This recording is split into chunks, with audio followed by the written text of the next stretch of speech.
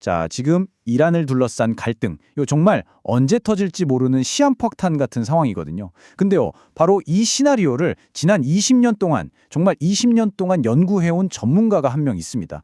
오늘 바로 이분의 분석을 가지고 앞으로 대체 무슨 일이 벌어질 수 있는지 좀 깊숙이 파고 들어가 보겠습니다. 상황이 통제불능 상태에 빠지고 있습니다. 와, 이 한마디가 정말 모든 걸 말해주지 않나요? 이란 전쟁 시뮬레이션의 최고 전문가 로버트 페이프 교수가 바로 지금 우리가 통제력을 잃고 있다, 이렇게 경고하고 나선 겁니다. 듣기만 해도 긴장감이 확 느껴지죠. 이 분석의 중심에 있는 페이프 교수는 그냥 평범한 분석가가 아니에요. 지난 20년간 역대 미국 대통령들의 전략 자문을 맡아왔고요. 미 공군을 위해서 바로 이 이란과의 분쟁 시나리오를 직접 설계했던 그야말로 실전 전문가입니다.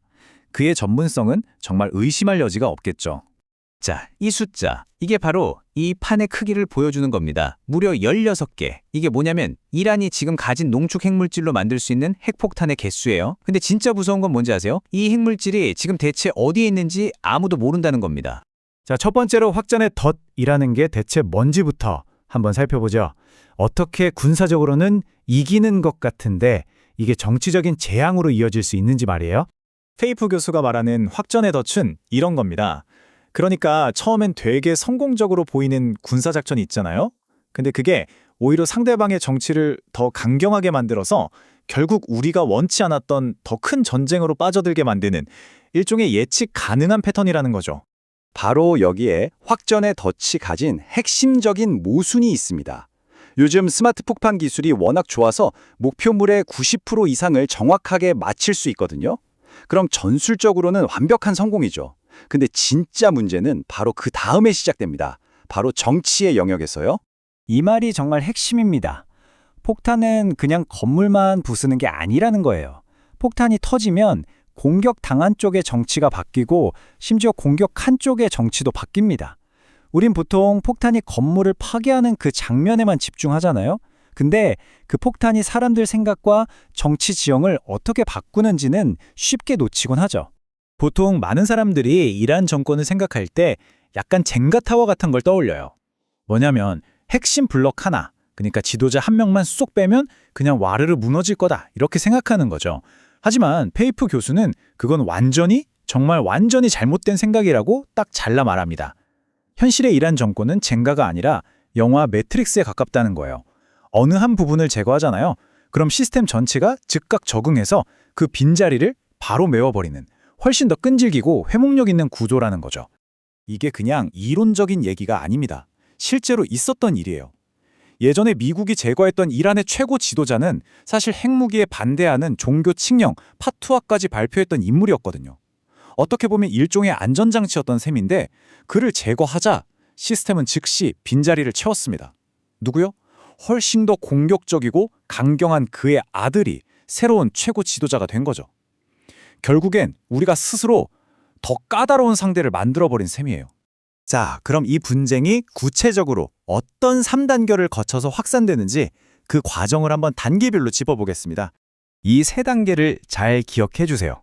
처음엔 스마트 폭탄의 덫에서 시작해서 그 다음엔 수평적 확전을 거치고 마지막으로 가장 위험한 지상군 투입 옵션으로 이어지는 과정입니다. 1단계는 이미 벌어진 일이나 마찬가지입니다. 미국이 스텔스 폭격기를 동원해서 이란의 핵시설을 아주 정밀하게 타격했어요.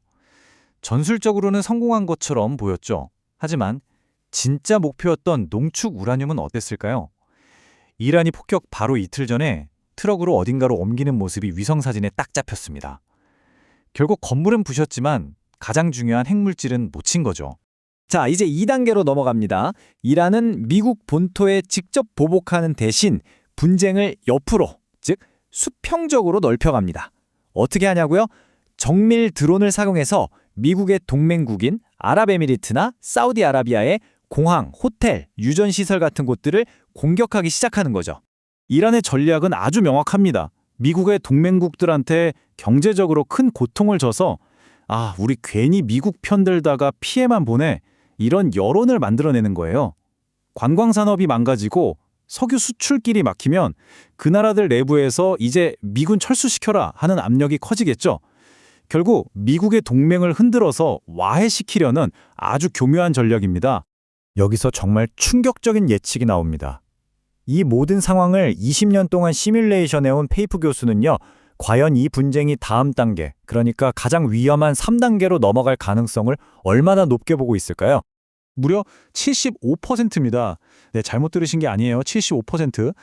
그가 볼 때 우리가 이 가장 위험한 다음 단계로 넘어갈 확률이 4분의 3이나 된다는 겁니다. 이건 그냥 감으로 하는 말이 아니에요.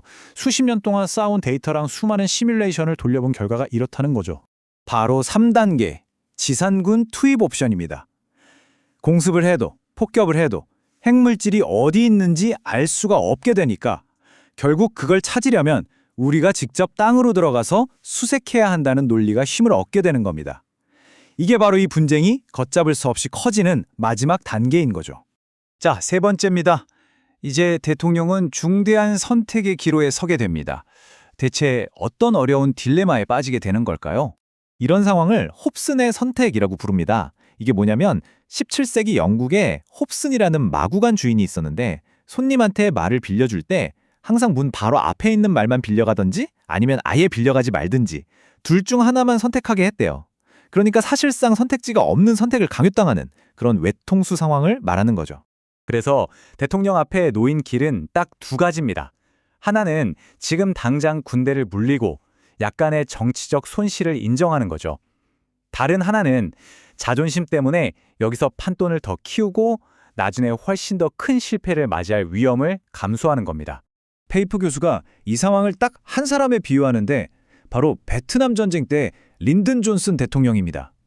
기억하시죠? 존슨 대통령도 계속해서 아니야, 이번에 좀 더 세게 나가면 이길 수 있어 하면서 판을 키우다가 결국 미국 역사상 최악의 정치적 실패를 맛봤잖아요. 역사가 지금 반복될 수 있다는 정말 소름 돋는 경고인 셈이죠. 자, 이렇게 한번 작동하기 시작한 확전의 덫이라는 건 정말 벗어나기가 거의 불가능해 보입니다. 오늘 이 내용을 쭉 살펴본 우리에게 남는 질문은 결국 이거겠죠. 한번 빠지면 도저히 헤어나올 수 없을 것 같은 이 덫의 논리 안에서 과연 평화로 나갈 수 있는 비상구가 남아있기는 한 걸까요?